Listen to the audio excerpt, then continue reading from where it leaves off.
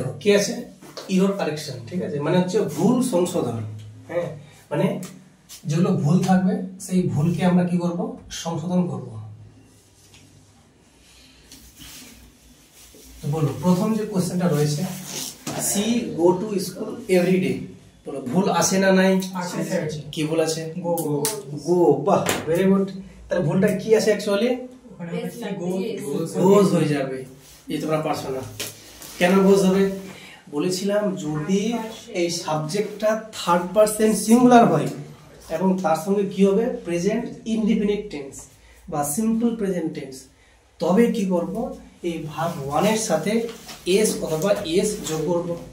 তাহলে বলো এখানে গো আছে না, এটা তো ভার্ব ওয়ান আছে, এটা ভার্ব ওয়ান আছে, আর এটা কি আছে, থার্ড পারসন আছে আবার সিঙ্গুলার। এখন যদি বলো থার্ড পারসন কি সিঙ্গুলার কি, সিঙ্গুলার মানে সিঙ্গেল, এই সিঙ্গেল লাইফ, ঠিক আছে কিনা? তো সিঙ্গেল মানে কি, ওই সিঙ্গুলার থেকে সিঙ্গেল এসছে, সিঙ্গুলার মানে একা, আর একটা হচ্ছে কি ডবল, ওটা হচ্ছে কি প্লুরাল। তাহলে বলো সি মানে তো সে, একটা মেয়ের কথা বলেছে, তাহলে সিঙ্গুলার, যদি সিঙ্গুলার হয় এর মানে হচ্ছে এটা সিঙ্গেল মানে সিঙ্গুলার। আর থার্ড পারসন কি, দেখো পারসন তিন প্রকার, একটা first person, second person, third person. First person মানে কি, উত্তম পুরুষ, মানে আমি, হ্যাঁ হচ্ছে ফার্স্ট পারসন মানে কি বলো, উত্তম পুরুষ। বাংলা তোমরা জানো যে ফার্স্ট পারসন হচ্ছে উত্তম পুরুষ। সেকেন্ড পারসন মানে কি, মধ্যম পুরুষ। আর থার্ড পারসন মানে কি, প্রথম পুরুষ। এখন মনে হতে পারে প্রথম মানে কি আমি প্রথম, না আমি প্রথম নয়, প্রথম হচ্ছে আমি আর তুমি ছাড়া বাকি দুনিয়া হচ্ছে থার্ড পারসন, প্রথম পুরুষ। তাহলে আমি, হাত যখন আমার দিকে থাকবে, আমি, আমরা, আমাদের, আমাদিগকে, সব হচ্ছে ফার্স্ট পারসন। তার সেকেন্ড কোনটা, তুমি, তুই, আপনি, তোমরা, মানে হাতটা তোমার দিকে, এটা হচ্ছে সেকেন্ড পারসন। থার্ড কে, এই আমি আর তুমি ছাড়া বাকি দুনিয়া, মানে সে থার্ড পারসন।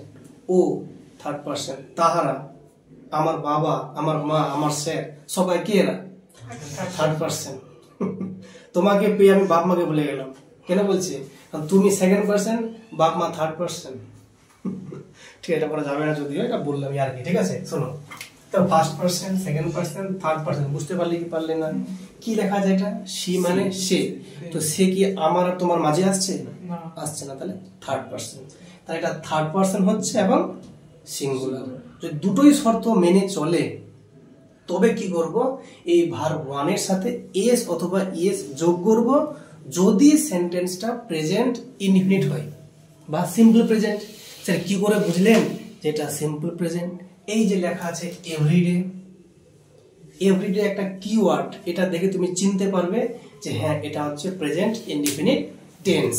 তো যদি এটা প্রেজেন্ট টেন্স হয় মানে ইনডিফিনিট হয়, তাহলে এখানে কি হয়ে যাবে বলো, গোটা কি হয়ে যাবে, গোজ। এটা লিখবে গোজ, বাকি সব সেম ছিল। বাক্যটা কি হয়ে গেল, she goes to school every day. Clear না, ক্লিয়ার না?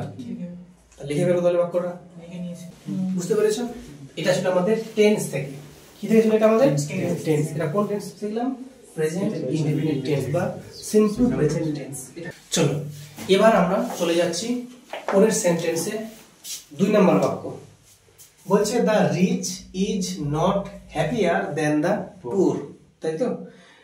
হ্যাঁ, এখানে যেটা হচ্ছে হ্যাপিয়ার লেখা আছে, তো হ্যাপির 3টে ফর্ম আছে অ্যাডজেক্টিভে, হ্যাপি, হ্যাপিয়ার, হ্যাপিয়েস্ট, তাই তো? তো কখন হ্যাপি বলি মানে সুখী বা এরকম একটা সেন্স। হ্যাপিয়ার কখন, কারোর থেকে বেশি সুখী। আর হ্যাপিয়েস্ট মানে কি, সব থেকে সুখী, তাই তো? এমন কেউ আছে যে সব থেকে সুখী আছে? কেউ নাই, সবার জীবনে দুঃখ আছে। কেউ হয়তো বিয়ে হচ্ছে না ওই দুঃখ, আর কারো বিয়ে হয়ে গিয়ে দুঃখ, দুটোই দুঃখে আছে। যাই হোক, তো দুঃখে সবাই আছে আলটিমেটলি। কিন্তু এই বাক্যটাতে দেখো কি বলেছে, the rich is not happier than the poor, মানে বলছে ধনীরা বা বড় লোকরা গরিবের থেকে কি খুশি নয়, মানে গরিবের থেকে বেশি খুশি নয়, মানে সুখী বেশি নয়। টাকা হতে পারে, টাকায় টাকা আনে কিন্তু মনের শান্তি আনতে পারে না, ঠিক না? আমি ঠিক? কে বলছে ঠিক? টাকা দিলে সব খুশি, সব শান্তি। যাই হোক, এটা আমাদের একটা যেহেতু কথা লেখা আছে আমাদের জানতে হবে। বলছে ধনীরা গরিবদের থেকে সুখী বেশি নয়, মানে ওর থেকে বেশি সুখী নয়, এটা বলতে চেয়েছি। তাহলে এখানে কি একটা বড় লোকের কথা বলছে না বড় লোক পুরো জাতিটাকে বলছে? পুরো জাতিটাকে বলছে। তার মানে বড় লোকেরা গরিবদের থেকে বেশি সুখী নয় না। তাহলে এখানে রিচটা হয়ে যাচ্ছে কি বলতো, এক বচন মানে সিঙ্গুলার না প্লুরাল? প্লুরাল সেন্স দিচ্ছে। রিচেস না, মানে রিচটা নিজেই এখানে হচ্ছে প্লুরাল। দা রিচ মানে বড় লোকেরা, ধনীরা। তাহলে এইখানে যে ইজটা আছে এটা কি সিঙ্গেলদের জন্য ইজ করে দিয়েছে, লাগবে কি এখানে আর লাগবে, মানে আরটা হচ্ছে প্লুরাল আর ইজটা কি সিঙ্গুলার। তাহলে বাক্যটা কি হবে? The rich are not happier than the poor. না, তুমি যেটা বলছো না পোর, পোর আর পোরেস্ট, ওটা হচ্ছে পোরের তিনটে ফর্ম আবার, কিন্তু এখানে আমাদের যে তিনটে ফর্ম দিয়েছে হ্যাপির, এখানে কোনো ভুল নেই। এখানে পোর মানে হচ্ছে গরিবেরা, ঠিক আছে? তো বাক্যটা কি হলো বলো তো? The rich are not happier than the poor. তাহলে আরটাকে কি লিখবো বলো? এই সরি ইজটাকে কি লিখবো? আর। তাহলে লিখে ফেলো তাহলে the rich are not happier than the poor. বুঝতে পারছো কি পারছো না? তাহলে বলো তো এই পার্টটা আমাদের কোন ভাগ থেকে ছিল? এই পার্টটা, হ্যাঁ, এই কোশ্চেনটা আমাদের কোন থেকে পার্ট থেকে? এই কোশ্চেনটা আমাদের কোন পার্ট থেকে? এটা হচ্ছে ভার্ব থেকে। ইজটা এটা ভার্ব ছিল না? এম ইজ আর এর ভার্ব, তো এটা ভার্ব থেকে ছিল কোশ্চেন। আর আরেকটা কি ছিল? চেঞ্জ হবে ওটা থেকে। হ্যাঁ, আরেকটা ছিল টেন্স থেকে। ওটাও ভার্বের মধ্যেই পড়ে, ওটা তো ভার্বই পড়লো না। ঠিক আছে, তাহলে ভুলগুলো বুঝতে পারছো কি পারছো না? ওকে, নেক্সট নাম্বার 3, ম্যাথমেটিক্স আর মাই ফেভারিট সাবজেক্ট। গণিত হচ্ছে আমার প্রিয় বিষয়। তাহলে এখন গল্পটা হচ্ছে বাক্য ঠিক না ভুল লেখা আছে?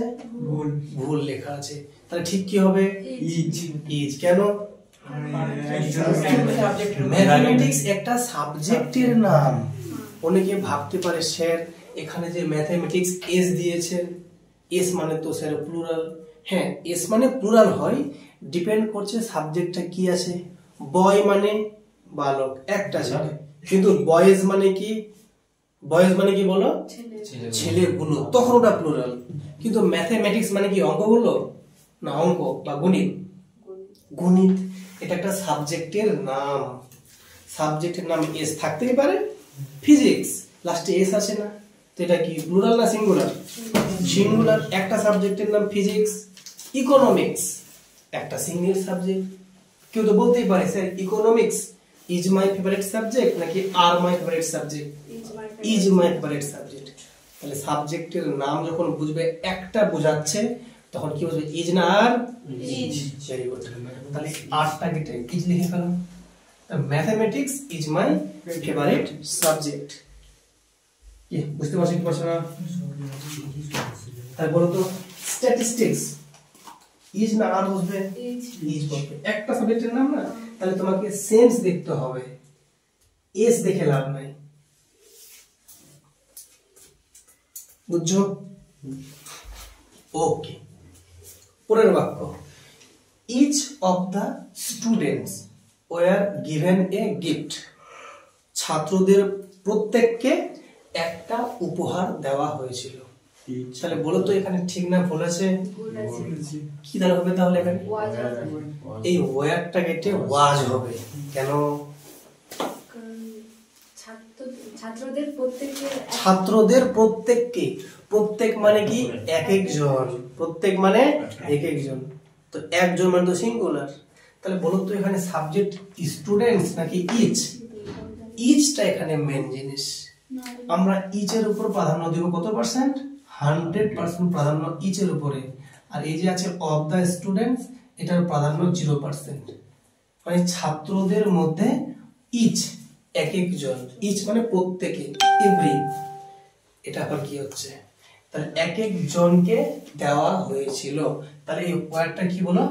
ওয়াজ হয়ে যাবে। ওয়ার্ডটা যাবে was. Given a gift. Clear না? ক্লিয়ার না? সেখানে ইজ কেন দিলেন না? তাহলে কি বলবো? কারণ ওয়াচটা হচ্ছে পাস্টে, ওয়ারটাও পাস্টে, কিন্তু ওয়াচটা হচ্ছে কি হলো, ওয়াচটা হচ্ছে তোমার সিঙ্গুলার আর ওয়ারটা প্লুরাল। কথা মনে ক্লিয়ার না? ওকে, বুঝতে পেরেছো? চলো তাহলে কি হলো বাক্যটা, each of the students was given a gift. হচ্ছে না clear? Okay, number 5, he had seen the movie yesterday. বলো দেখি কি বলেছে? ওটা আবার কি দোষ করলো? আবার মুভিটা কি দোষ করলো? হ্যাজটা বলেছে, তাহলে হ্যাজটা কি হয়ে যাবে? না, আমি বলি শোনো, এখানে যেমন তোমরা দেখলে এভরিডে, এটা কার কিওয়ার্ড বললে? তো প্রেজেন্ট টেন্স এর সিম্পল প্রেজেন্ট টেন্স বা প্রেজেন্ট ইনডিফিনিট। এখানে কি লেখা আছে? ইয়েস্টারডে। তাহলে ইয়েস্টারডেটা কার কিওয়ার্ড? গতকাল। এটা কার কিওয়ার্ড? কোন সেন্টেন্সের কিওয়ার্ড? পাস্টে। Very good. কোন পাস্ট? 4টে ভাগ আছে না? Simple past. খুব সুন্দর বলছে কামরুল। সিম্পল পাস্ট মানে পাস্ট ইনডিফিনিট। যদি এটা পাস্ট ইনডিফিনিট টেন্স হয় তাহলে পাস্ট ইনডিফিনিট টেন্সের স্ট্রাকচারটা কি? Subject plus verb two plus object. সুন্দর বলেছে, subject plus verb two, subject plus verb two plus object. তাহলে এখানে এই হ্যাজটা কেন এসেছে? তাহলে সি স হবে। এই হ্যাজ সিনটা তুলে কি লিখবো? স, এস এ ডব্লিউ স। এটা সটা কি? সি এর ভার্ব টু মানে পাস্ট ফর্ম। হি স দা মুভি ইয়েস্টারডে মানে সে গতকাল মুভিটা দেখেছিল। কথা ক্লিয়ার না? ক্লিয়ার না? ওকে, এবারে দেখো এখানে আরেকটা মিস্টেক আছে, ছোট মিস্টেক আছে, বলতে হবে সেটা কি মিস্টেক আছে। এই যে বাক্যটা লিখলে হি স দা মুভি ইয়েস্টারডে, এর মধ্যে কিছু ভুল আছে। ইয়েস্টারডে মানে তো গতকাল, মুভি মানে জানো সিনেমা, আর হি স মানে সে দেখেছিল। তাহলে গতকাল সে একটা মুভি দেখেছিল, এর মধ্যে একটা ভুল আছে। মানে এর মধ্যে একটা জিনিস ভুল আছে। কি ভুলটা বলতে পারবে কেউ? আসছে না মাথায়? মুভিতে কি? মুভি মানে তো মুভি, সিনেমাটা কোনো ভুলই নাই, ভুলটা আছে। কি ভুল আছে? হ্যাঁ না না, ওরা মানে তো গতকাল, ওখানে কোনো ভুল নাই। আমি গতকাল দেখতে পারি, তার আগের দিন দেখতে পারি, ওটা কোনো সমস্যা নেই। সমস্যা হচ্ছে দেখাতে। কেন দেখাতে ভুল আছে? কারণ সিনেমা দেখলে চোখ খারাপ হবে নাকি? এমন নয়। কি ভুলটা বলো, চেষ্টা করো, পারবে। দেখাতেই ভুল আছে। বলবো, দেখো দেখা মানে কি? এই আমি দেখলাম, ফির চলে আসলাম, এটা দেখা হলো। আই স ইউ, তোমাকে আমি দেখলাম রাস্তায়, মনে করো I saw you on the way, রাস্তায় দেখলাম, চলে আসলাম বাড়িতে। কিন্তু আমি এখন আমি দেখিয়ে আসি, আমি দেখছি একটা না, বা একদম মন দিয়ে দেখছি। এটা হচ্ছে ওয়াচ মানে দেখা। কথা বুঝলি কি বুঝলে না? তাহলে আমরা সিনেমা কখনো মানে সি করি না, দেখি না, আমরা ওয়াচ করি মানে দেখি। কথা ক্লিয়ার না? ক্লিয়ার না?